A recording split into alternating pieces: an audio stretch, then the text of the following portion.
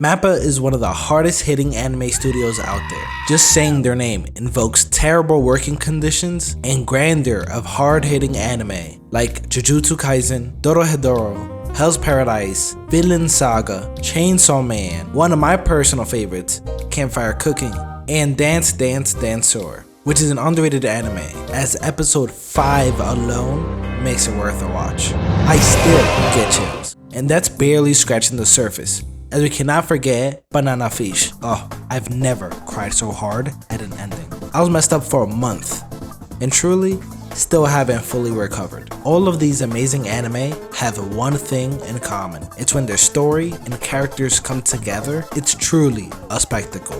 Sending all of that into the Oblivion is Oblivion Battery, the latest sports anime of a dynamic duo and their journey to become the best. Oblivion Battery seeks to suck you in with its incredible animation, as our two main characters here destroy the hearts of anyone that steps into the batter's box. A batter will come in with pure joy and hope in their heart, thinking they can be the next Babe Ruth, only to leave with anguish and despair, just like puberty. Unlike other sports anime, where you go through a character's journey from knowing nothing about the sport to becoming an absolute legend, we already have 2 stars from the beginning, aptly named our Oblivion Battery, since they obliterate all the competition. Just take a look at their sad faces, and these are like middle school kids. Imagine getting your heart broken in middle school so much that you drop it. Shame. The star pitcher Haruka and our superstar cool-headed catcher Kei are the crux to their team, but you can't have 2 all-stars. So to remedy this, they decided to bing bang bong the catcher Kei, giving him amnesia, so we get to see him go from loser to hero. And trust me, he's a loser. So our newly made loser isn't just bad at baseball, he's lazy, a failed womanizer, and worst of all, a bad comic. So, an average anime watcher. Let's take a pit stop and discuss our cast of characters for a bit. And immediately, I can tell you, these are some of the weakest characters I've ever come across. They aren't inherently bad, there's just nothing here to stick to. Our catcher's personality goes from being stoic, knowing everything, to an attempted funny man, as he's set up to be comedic relief. I emphasize attempted, because much like my YouTube career, it's merely a promised neverland. He has a one-liner about nipple hair that is supposed to grow on you, but it never does. His whiny nature is just annoying. It's like they made Zenitsu and said, yeah, make him a main character. It simply doesn't work. It could possibly work if they made his partner in crime a more well-rounded character, and Haruka is not even close to that. He is supposed to be the quiet stoic type that doesn't say much but works hard and is the best player. When I tell you this man is boring, he might as well just be a pitching machine. He has his moments where we see him be kind of foolish and also competitive. The only thing, it's very slight and comes in sporadic moments. It's simply not enough for a main character. I legit just forgot about him sometimes until they pan over to his bland ass face. The only time I even thought about him was when it was time to throw a ball, and then you go, yeah, he is a main character for a reason. The writer thought about this, as they knew with these 2 polar opposites, you needed a straight man. Someone who's like a fastball, nothing fancy, and plays it down the middle, vanilla, one might even say. Enter the most generic, average looking, mediocre, run-of-the-mill character you will ever see. From everything, starting with his character design to his abilities. What's even crazier is that they put him in the main narrator position.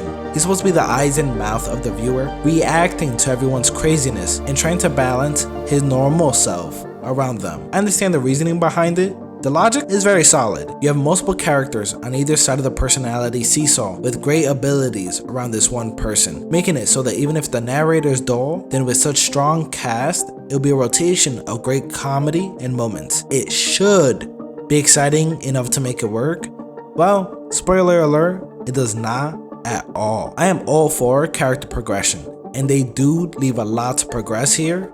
The thing is, in order to draw an audience in, there needs to be something there to latch onto, and none of the characters have this. We'll return to this soon. First, let's get back on track with the story. Our destructive duo decides not to go to a powerhouse. Since then, we would just be watching the 2017 Warriors, Michael Phelps in the Olympics, or Real Madrid in 2016. So the story would have no challenges. Instead, our commander wants to go somewhere close to home. Since he has no memories of baseball, and instead wants comfort. Our pitcher follows him, as all he wants to do is play baseball with his best friend. Truly a noble reason, making it so that these two go to a no-name, run-of-the-mill, average school with a non-existent baseball program. As fate, or the writers, would have it, there they find our average Joe, two stellar baseball players whose dreams they previously crushed, and some other people we don't care about right now, just to fill out the roster. Through the power of friendship, they will prevail or die trying, as we see our amnesia friend here start to play baseball despite not wanting to, improving to play catch with his best friend. Then one evisceration of some classically bad older characters later, we now get our chance at a real practice match. Can someone say outmatched? Yup, they are totally outmatched. They start off with 2 home runs, so it's looking good. Unfortunately, our pitcher is a lone star. If no one can catch his absurdly fast pitching, then he has to power down, making him look like me out there. The inexperience of our lobotomized commander shows, as he can't even look at the ball anymore. All because he got hit once. Now if you see this and go, look at the scared newbie. Well, if that scared you, then you're no better than him. At least for him, it's actually a super fast ball. So up until this point, I'm okay with the anime. Not in love with the characters, but the story is pretty cookie cutter. Team bad, they lose. Team get better, they start to win and like each other more. Woohoo! An oversimplification, but that's how most sports animes are gonna go. Then comes a wild decision by the writer. The commander comes back. Yep, he regains his memory and sets up a practice match. We get to see the fabled commander in action as he improves communication, catches our star pitcher's crazy fastballs, destroy our bad senpais once again, which is actually probably the coldest moment in this anime. He says the ball just doesn't get fast enough in the batting cages, since it's a machine, which is easy to predict. So let me go ahead and get closer, and just a little bit closer. Actually, a little bit closer. Hey, for any shit I give this anime, I gotta give it up. That scene got me extremely hyped. It was absolute cinema. Just to continue his brilliance, they set up a practice match where we really get to see the commander in action. As all good things must come to an end, he reverts back to his amnesia self midway in the match. Anyone know why? Nope, never explained. It's anime. Just roll with it. This was an understandable decision. An anime we will discuss a bit later also did something similar. With the amnesia trope, you usually give the viewer at least a taste of what they were, a glimpse into the future of what they must become or what they once were. With little to no explanation, we just have to accept it. I was all here for it. As a commander, it was cool to see him. It even gives the group more to discuss in reference in the future, as now they have been on the other side of the great commander. Instead of getting obliterated, they saw the obliteration in action. No time to wait as we get back into the practice match and one of my biggest issues with the show.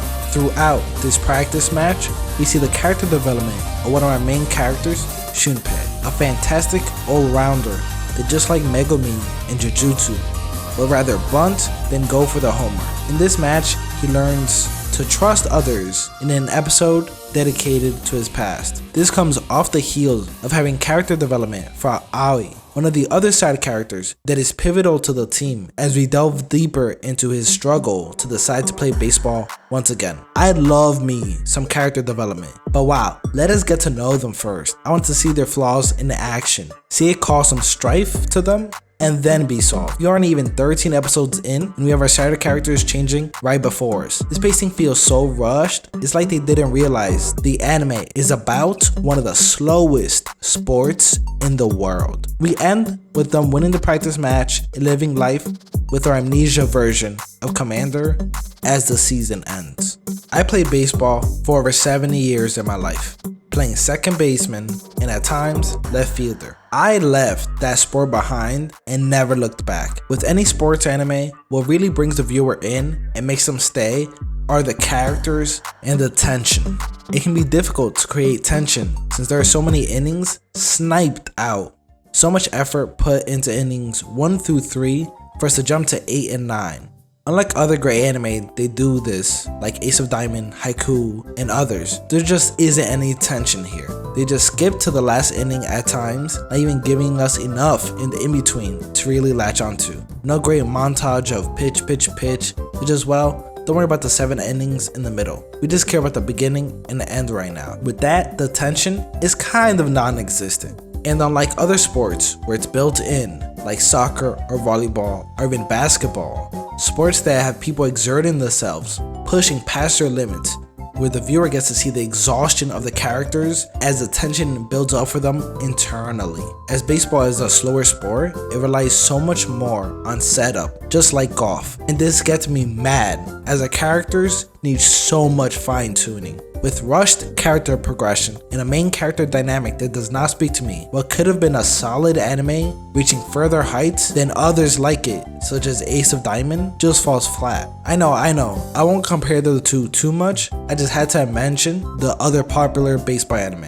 Despite all of the cool baseball moments and absolute fluid animation, especially at the last practice game, none of it comes together to make me go, yeah, that was pretty cool. When it comes to sports anime, this unfortunately is gonna go into the bottom of the list. Mappa has already animated an anime similar to Oblivion Battery, a sports anime where one of our main characters was a superstar, gets amnesia, becoming an entirely different person, and has to relearn the game only for his amnesia to go away, giving him his memories back. If this doesn't sound familiar, this is also known as the water polo anime Remain.